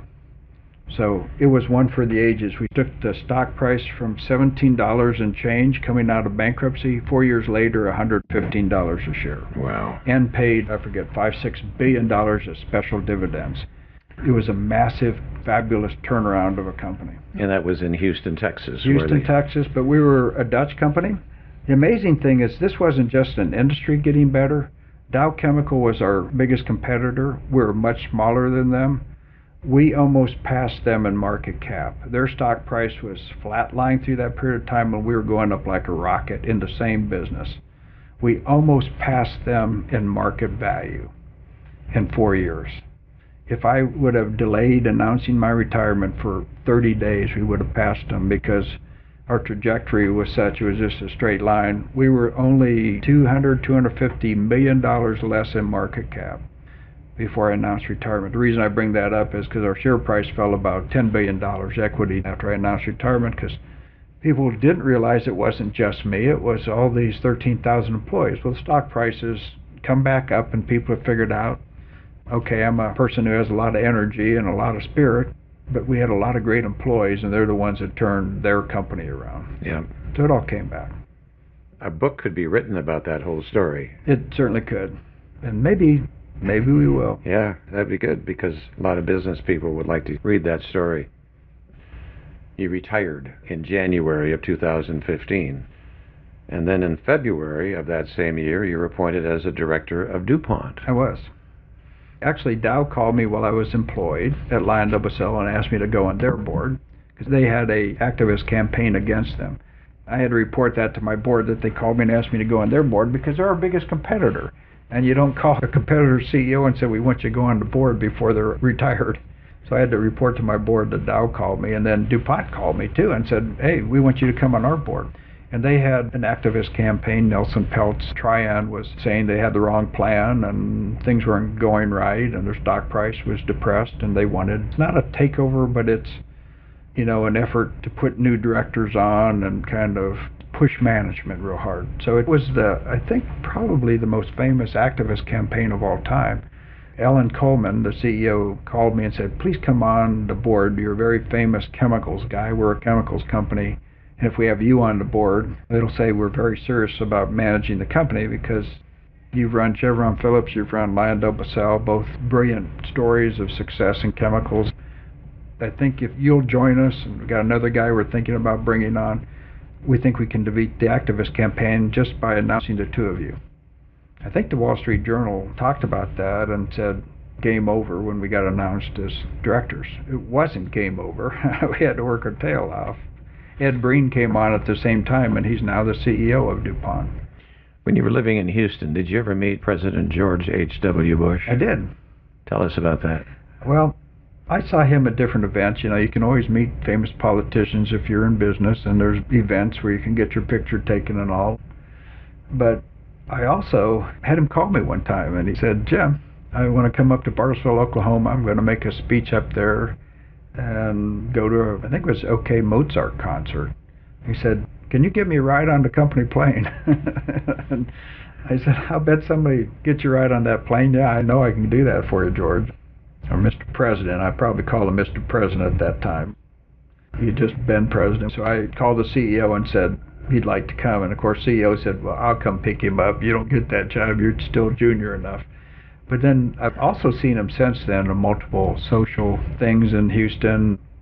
His lovely wife. One time I saw him, LyondellBasell did not have company planes. Taking over bankruptcy, I just said we aren't going to have company planes, we aren't going to do this and all the corporate things because we were bankrupt. So I was on a transatlantic flight, and there was our former president flying. And the other thing that was amazing, I'm not good with names, but he's great with names. He walks by and says, Jim, how you doing? He's an amazing man. I was just so surprised at his ability to remember someone. And just a spectacular person in so many ways. I always thought he didn't get full credit for what a great man he was. And when you get a chance to talk to these people about issues, it's not what you read in the press. It's always such a multifaceted, complex issue, and everybody tries to turn it into some little simple decision. But this decision affects that decision and all these other things. And it's such a complex maze that they have to sort out. And unfortunately, very seldom does the difficulty of their decision-making get properly portrayed in the press. Yeah. He came to Tulsa to speak, and I attended that. I didn't. I got displaced on that meeting. I didn't get to listen to him speak. When I heard him speak in Tulsa, he came off as such a macho man. And remember, there was that wimp factor when he was vice president, even president. But man, when he spoke, he was a dude. Yeah. That didn't come across in office. No, and very strong, thoughtful, smart guy. Yeah. I don't know what happens in those kind of situations. I think people try not to be too powerful. They're trying to sometimes play to an expectation instead of just be themselves. I can assure you he didn't get to be President of the United States being someone who was afraid to speak his mind and take a stand. Right. All this time, you've been a major donor to OU and to the University of Colorado in Colorado Springs. And you talked about being an engineer. There's a building here on this campus that has the Gallogly College of Engineering name on it, and your family foundation made that major benefactor to the College of Engineering and Gallogly Hall. That's got to make you feel good. Yes, it does. You know, there's a saying, to whom much is given, much is expected. I had a lot of success in business. I owned a lot of that stock that went from $17 to $115. You know, that's all public information. CEO's pay is widely known. CNBC said I was the highest paid CEO in America multiple years. That always used to be very embarrassing to me because that had a connotation. In fact, some of our Works Council's employees in Germany would say, you know, you're such a frugal person and so tight-fisted with money, but you make so much money. How does that all square? And I said, don't judge me today. Judge me tomorrow when you find out how I spend the money. He said, well, what does that mean? You know, what are you going to buy, a yacht or jets or what? I said, no, watch where the money goes. Too much is given, much is expected. I used to say that a lot because I always want to remind myself, if you have the benefit of all of these gifts of success of different types, you have an obligation to give back.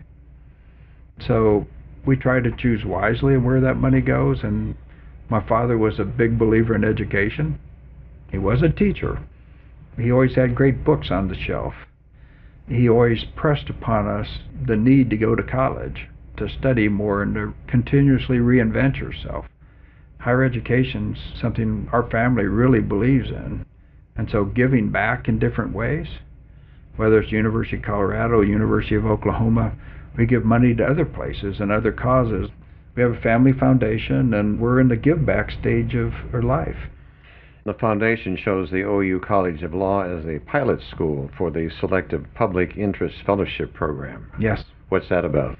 I was a lawyer by trade. My middle daughter's a lawyer. My oldest daughter's husband's a lawyer. So we have some lawyers in the family. One of the things we recognize is that there are people who can't afford legal services. Lawyers are sometimes pretty expensive, especially good quality lawyers.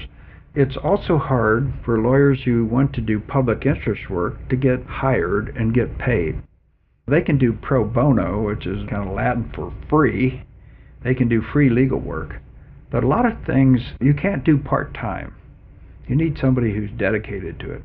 So we tried to build a program to bridge the gap between people coming out of law school with no experience.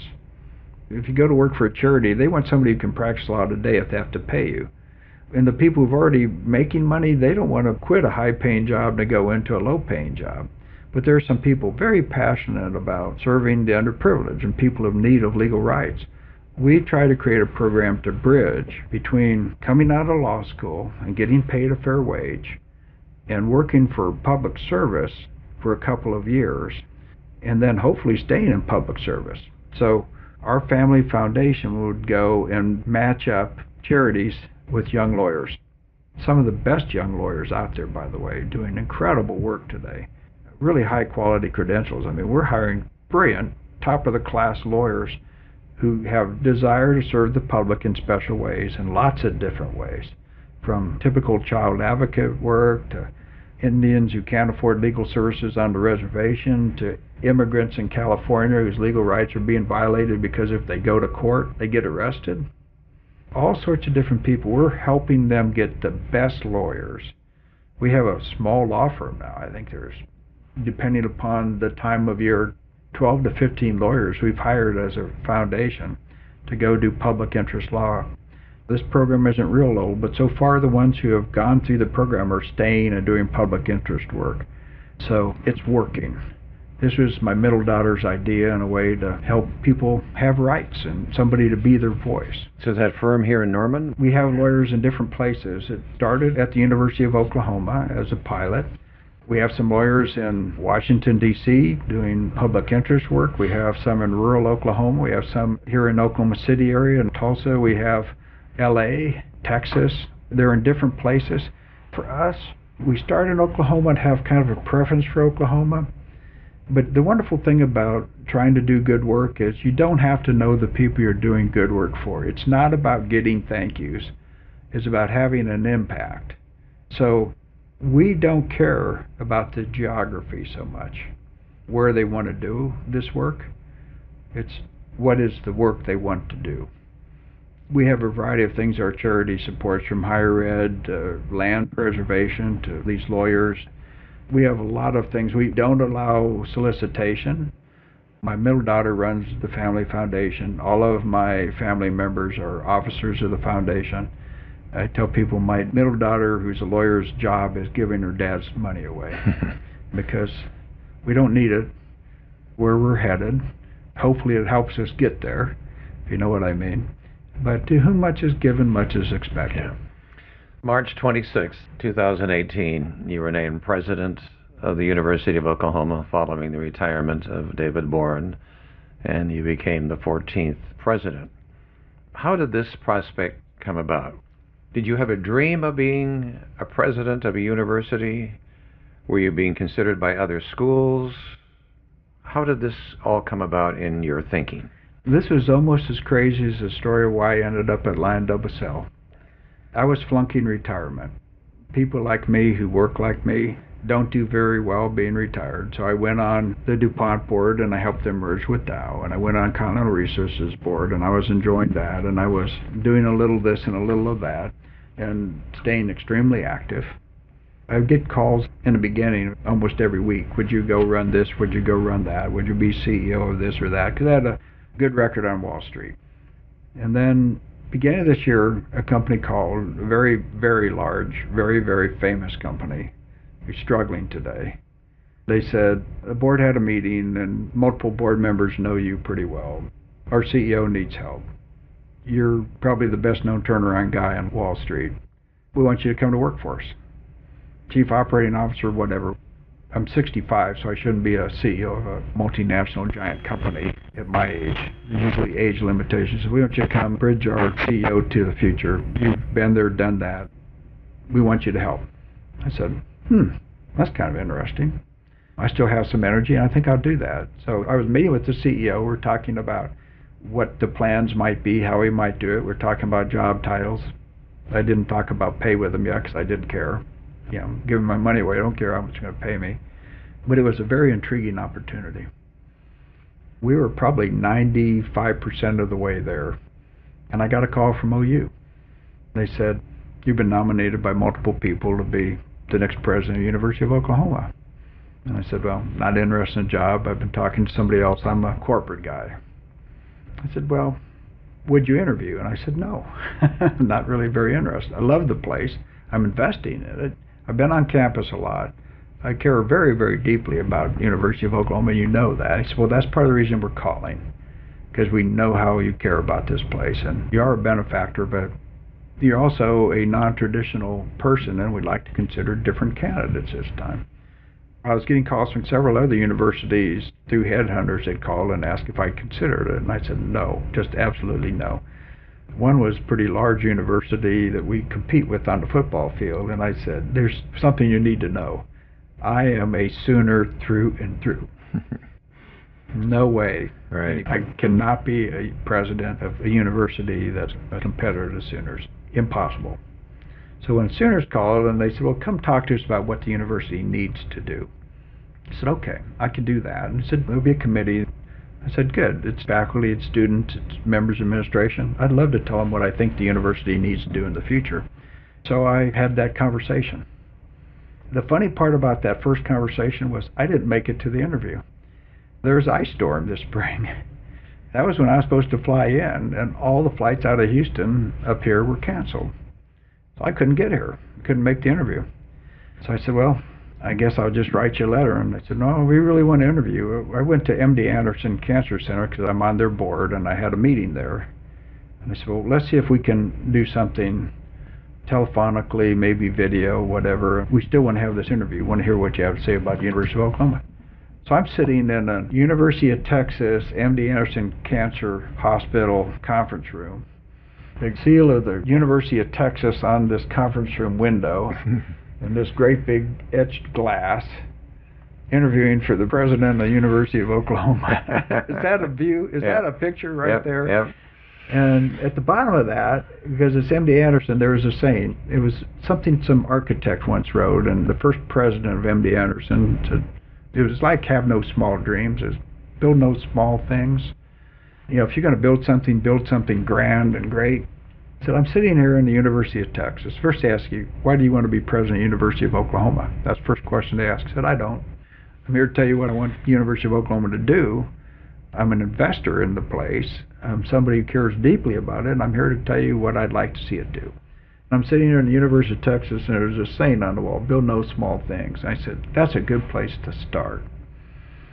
We want a great university, and we've built a wonderful undergraduate program. We need to build a great research institution, and we need to do that now. We need to have a much bolder vision, and here's the things I think we ought to be doing. And I said, wow. Next thing you know, I'm meeting with the regents, and again, I'm going to tell them the same thing, not in the same context, not in the same room, not on video conference, but in person. So I came up and told the regents the same thing, and then they called me. I was on my way to my little ranch over in Antlers, and they called me and said, if we ask you to do this job, would you do it? I said, I don't want you to ask me to do this job.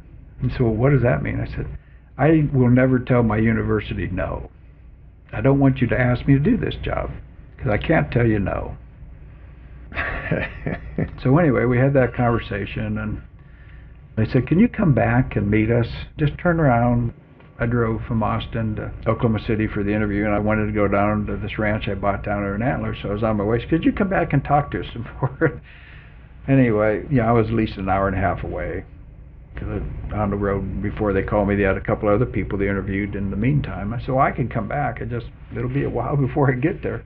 They said, well, could you just pull over and have another conversation with us? So we talked. At the end, they said, well, we can't make you an offer today or any of this. We have to go through this process, but we may ask, and we'll want to know if you'll say yes. I said, don't ask me. I remember I said, don't ask me. Somebody called me later and said, well, we are going to ask you. And I talked to one of my mentors. I said, I'm going to work for this other company, and this is almost done. This is what that's all about. And he said, so which one's keeping you awake at night? What's bothering you? He said, are you excited about doing that job? I said, no, I've done that kind of stuff before. I think I can really help them. That's what I do. And he said, what keeps you awake at night? And I said, OU. He said, why? And I said, I have no earthly idea. It's kind of asking somebody why you married your wife. Why is she different than everybody else? I said, I can't answer that question. I said, well, then you got your answer. There you go. Have my answer. When they asked, I said, of course. I said, yeah, I'd be proud to serve. It's a wonderful university, wonderful people, meant the world to me. Here I am. You said you're a corporate guy. Yes. So when you come here, there was some criticism of you because you came out of the corporate world. I was reading in one of the papers, presumptive selection for OU's 14th president does not meet many of the higher education qualifications outlined early in the search process. Mm-hmm. Among the academic qualifications included, the profile was seeking a distinguished record of executive-level accomplishments, which would be you, preferably in higher education, and a strong commitment to excellence in teaching, scholarship, and research. So you definitely met some of that. But there was criticism because you didn't come out of the higher ed background. So that hit you. And how did that bother you, or how did that affect you? Well, if you're an oilman, especially an oilman in a major oil company, you get used to criticism. You know, you're sitting there supplying gasoline in everybody's tank, and most people aren't happy you're doing your job. I'm used to criticism, and it's just part of things. And they're right in quite a few ways, that I don't have all those academic credentials. I trusted the regents had a reason for wanting me versus somebody else who had those credentials. I wouldn't know what those are. Whenever I do something, I bring a great deal of passion to it. I do have a lot of business school skills. I had actually been asked to be a professor at the University of Texas to teach oil and gas law in the last 6 months. They asked me to come in and teach, and I asked them why. I said, your academic credentials are outstanding. You obviously have a ton of experience. We think you'd be probably the best oil and gas professor we ever had. So the dean approached me to go teach there, and I was thinking about it, and that's a very highly ranked law school. I get the privilege to teach oil and gas law, not this coming semester, but the semester afterwards at OU. Yeah. And you know what? That'd be in Professor Kuhn's footsteps. Yeah. That hasn't been lost on me. That's why I want to teach that. I did a little research, and I discovered that the first president of the University of Oklahoma was David Boyd, and he faced criticism when he came because he began preparations for planting thousands of trees around this campus and began buying young trees from a bankrupt nursery in Wichita, Kansas. Of course, the people of Norman were upset, outraged about this, but when they learned that he was purchasing the trees and the water with his own money, they became grateful. He planted nearly 10,000 trees in his first 18 months on the job and developed a campus nursery with more than 40,000 trees. Wow. I thought, well, that's kind of interesting. Look at the kind of criticism he got when he first came. Yeah. But then he was run out of office by the Oklahoma governor. These kind of jobs are fairly political. It's always difficult to make all of the constituencies happy, but I come with a service mentality. I truly am here to serve at the whim of all of those people, you know, the taxpayers of Oklahoma, the Board of Regents, the governor, all of the above. And here's the thing I remind myself every morning. This is not a for-profit business. I'm a fairly smart guy. This is not a for-profit business. This is a place where we take ordinary people and turn them into champions. I like visuals sometimes, and did this little day one video with a little short letter. We talk about the Sooner spirit. It's a fun video to watch. But one of the key things that I say in my little letter is we take ordinary people and turn them into champions. In fact, I just recently walked around the Oval and I went into the old law school. It's not used for that now. There's a new law school. I only did my first year in this old law school, Monette Hall. I went back in there just to see if it jogged my memory on anything. But there's a course I took in the very beginning that one of the reasons I'm such a big fan of the University of Oklahoma. I think it was the very first day people said, you will learn law, but most importantly, you will come out of here, ladies and gentlemen. You will be dignified. You will be respectful. You will be agents of the court, no matter what profession you go into. And by the way, many of you will not be lawyers, but you will always be an agent of the court. Whenever you interact with people, do so with dignity, with respect, as ladies and gentlemen, having fully researched your subject. Those words were never lost on me, and to this day, I still consider myself an agent of the court. I'm a member of some bar associations. I've been a CEO far longer than I've been a lawyer, now a university president, but I'm still an agent of the court. I learned that here at the University of Oklahoma. It's a special place. I get the opportunity when I'm inducted, whatever the proper word is, as the next president of the University of Oklahoma. I will be doing it with the entering freshman class. And I'm likely to make a speech about ladies and gentlemen and dignity. Not agents of the court, but how you will come out of this place different. And that kind of an approach to life is very, very important.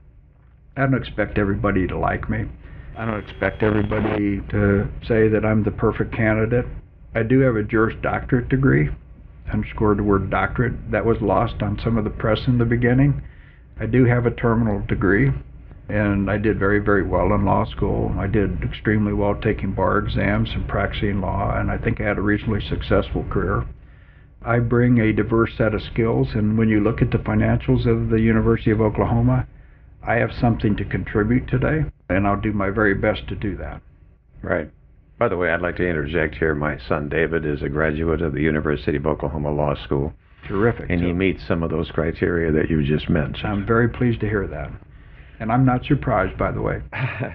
This is kind of a time capsule because we imagine generations to come are going to listen to this. And yes, you had budget issues here You cut executive staff, reorganization, and all those kind of things, and you get criticism for that. The campus had been losing $36 million a year the past 5 years, and so you're right in the middle of all that, but all that experience that you had dealing with companies and so forth are coming to bear now. Yes. We had not reviewed our budgets in terms of profit and losses. It was always an incremental budget. I've been, like say, working for room and board the first 3 months. They gave me a dorm room and a meal ticket, and I've been on campus learning what's going on, and part of what I was doing is looking at financials. I told our financial people that I think they're losing money. And I said, no, we're not losing money. And I said, yes, you are, and here's why I know this. And I showed them in the balance sheet what was going on. I said, well, but we're not losing money. And so I had them break things down in terms of tuition and money that people pay for meals and the room and board part, all the revenue side of what the university does. And then I had them take all the expenses and said, okay, now put those all together and see what's happening. Our expenses were growing much faster than our revenue, even after state support and even after foundation support, gifts. We were, in fact, losing significant money every year, and our cash was dwindling very quickly. Today, that number is $104 million. Yes, I know the numbers pretty well. We have high debt per student in the top 10% of other universities at this moment in time. I have to underscore at this moment in time, because we're going to go fix this. I just got done meeting with the faculty senate earlier this morning and said, I did not come here to help you fix your balance sheet. I didn't come here to help you make a quote-unquote profit. That's not what universities do. I came to help you keep tuition low for these wonderful students in Oklahoma and from out of state who are smart enough to choose the University of Oklahoma. We're pricing ourselves out of the reach of the common student. And I happen to be one of those students who worked full-time to afford to go to school. I know how difficult paying each one of those tuition dollars was on a personal basis, coming from a family of 10 children. I don't want people like me to be priced out of great universities like this. Yeah. We're going to get that right. So many of you as faculty members have not had raises for year after year after year. And you're the soul of our university. You're the people who pass knowledge to these students. You're why they come here, not to be with the president of the university with some business reputation. They're here for their time to spend with you. And yet we don't give you the dignity of pay raises year after year after year. We have to correct that. I said, but most importantly, we're here to build a great research institution that becomes an economic engine in the state of Oklahoma. And that will be a bold vision. Double the amount of research we had, and I'd love for it to be triple. I'm 65 years old. Maybe I can't get it triple by the time I leave here. But we're about making this a great research institution, a pride in the state of Oklahoma. We have a bold vision, not about fixing the cost structure and getting us back to profitability, but about creating this institution. It's already the pride of Oklahoma, but something that is the economic engine of the state of Oklahoma. People have told me time and time again that nothing will have a greater impact on the state of Oklahoma 10 years from now and 20 years from now than what happens on this campus. And I know they're right. Yeah. I know they're right. Maybe you've answered this question. 5 years from today, how will the school be different? Well, we won't be talking about financial woes if Right. I've done my job right, if people have allowed me to continue to serve. We'll be talking about exciting research projects that are generating new businesses, that are solving problems for the rest of the world. There are so many wonderful things that happen on campus today. Our cancer hospital that didn't exist a short period of time ago is already in the top 70 cancer hospitals in the United States with a national designation. We have a few of those kind of brilliant things. I want lots and lots and lots of those brilliant kinds of things for the people in the state of Oklahoma. I know that we can accomplish this together. I keep saying that when we talk about school financing and all, it's a topic of great interest to everybody at this point in time. We have the teachers, people like my father, who would be there marching if he were still alive, on the steps of the Capitol of this great state, saying, just pay us a livable wage. Mm-hmm. And in that backdrop, I see us wasting money on this campus and doing things that are silly, sometimes that are very exclusive. We have to be smarter about those things. I don't want to be arguing with the legislature about whether they're funding higher education at the proper level. I want them saying, we're so excited about what's going on this campus that we want to fund you. We want to make that happen faster, which is a totally different dialogue. When people came to my old company and said, we're going to buy your stock, there's a reason that stock price went from $17 to $115.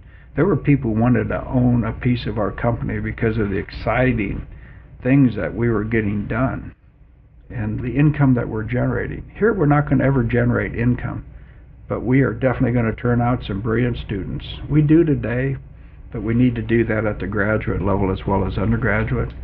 We want them to have those skills that just transform the state of Oklahoma. Wouldn't that be exciting stuff? Yep. I'm ready for that. A lot of students can't afford to go to a state school like this, but they go to community colleges. And in the world of education, that role that community colleges are playing is very important. It can be, sure. A lot of the times that's access. Many times students don't know how important high school is. Yeah. They haven't figured out that will determine which college they can go to.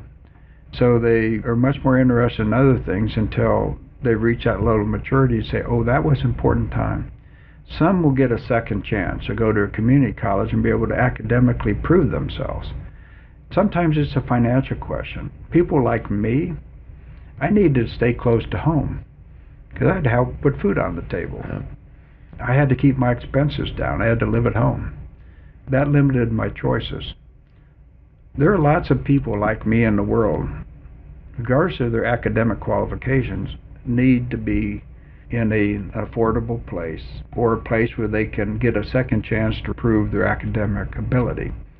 Those other universities provide a lot of opportunity for that. Yeah. So you're 65. Yes. Many Americans plan to retire at 65. You're just beginning a major undertaking. I am. This thought about retiring at 65, you never thought you'd do that. You said you failed at retiring, and you just can't imagine yourself doing that, and here you are taking on this major job at 65. Well, my wife was asking me why we're doing this, because we were planning to spend a lot of time with our grandkids. We didn't move to be where the home of University of Texas is. It happened to be where 2 out of our 3 daughters live, and 2 out of our 4 grandkids. We wanted to be home when the grandkids could come visit us after school. What I explained to my wife is we just took on a much bigger family. Right. Much bigger family. And so we have different kids popping in after school over here at the Boyd House. Mm-hmm. And there's a much better chance my grandkids are going to be Sooners when they grow up. Right. Which is pretty important to their grandpa. Your accomplishments, there are many of them. Is there any one or two that you're the most proud of? No, for this reason. And this is an important part of why I do the university work like I do, and a different style that I'll have than some of the prior presidents. The first day we were here, we had marching bands and cheerleaders and all these people saying thank you and congratulations, governors, and they even had a police escort from Norman to Oklahoma City for the next speech. I had no idea that was going to happen. I would have worked harder on my speech if I would have known that this was going to happen like that. At the end of it, my very smart wife, who put me through school instead of going to school herself, in her own special way said, Jim, who was president of the University of Oklahoma when you were here? I had one of those moments, and it wasn't a senior moment. It was a very honest answer of, I don't know. Because it wasn't important to me. It wasn't important to me. But if you would have asked me, Jim, who are the most influential professors, members of the faculty that you had while you're here, very quickly I would have said, oh, Professor Kuntz.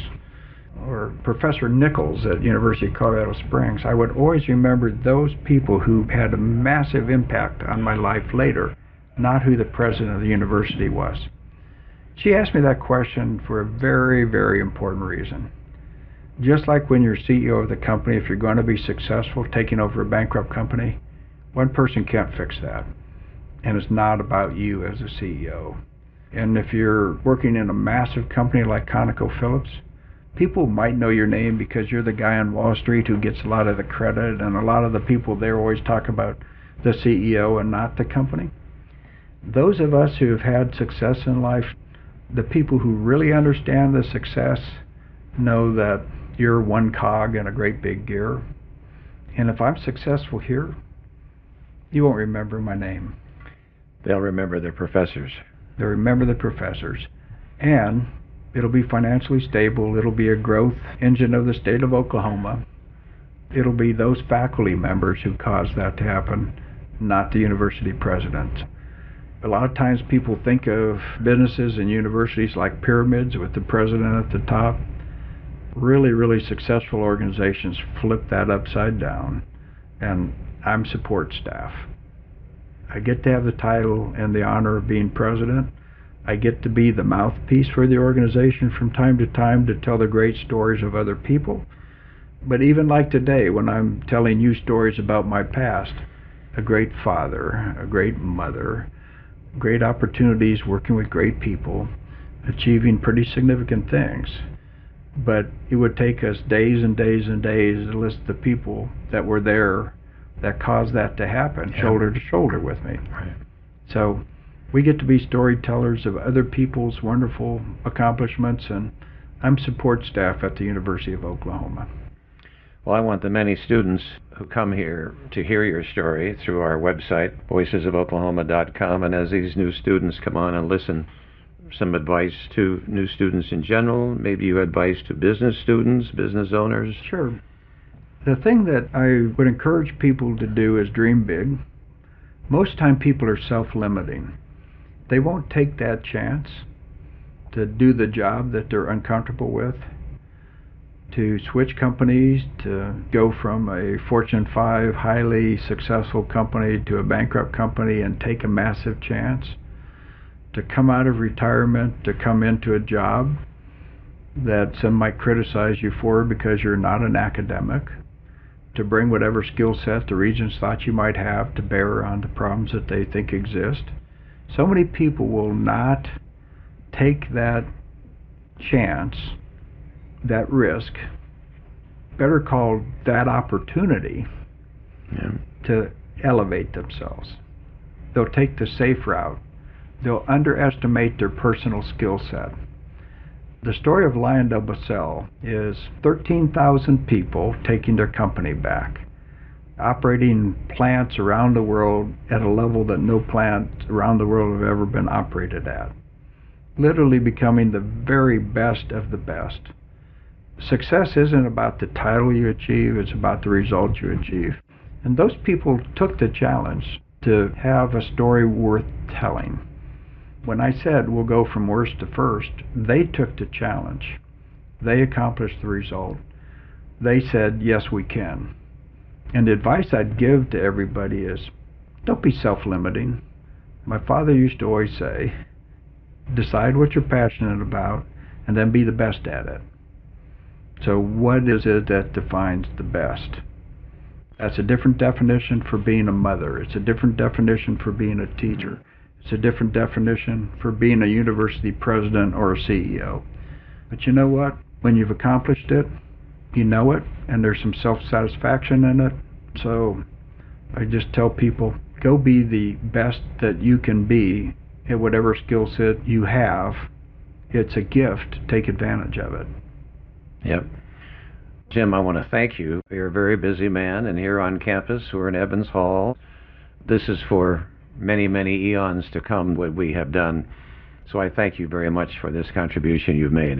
Thank you so much. I've enjoyed our discussion. I'm hopeful that in whatever period of time I'm allowed to serve the University of Oklahoma, people see great things out of our students, great things out of our faculty. And I do know this, This university is already the pride of the state of Oklahoma. Those of us who are Sooners will always be Sooners. I think there's even a song about that, right? I think so. So, Boomer Sooner to everybody. Right. Thank you. And let me say in Norwegian, Manga Manga Tuck. And you know what that means. Yes. Thank you very, very much. Yes, Thank indeed. you. All right. That's fun. Thanks, Jim. Thank you.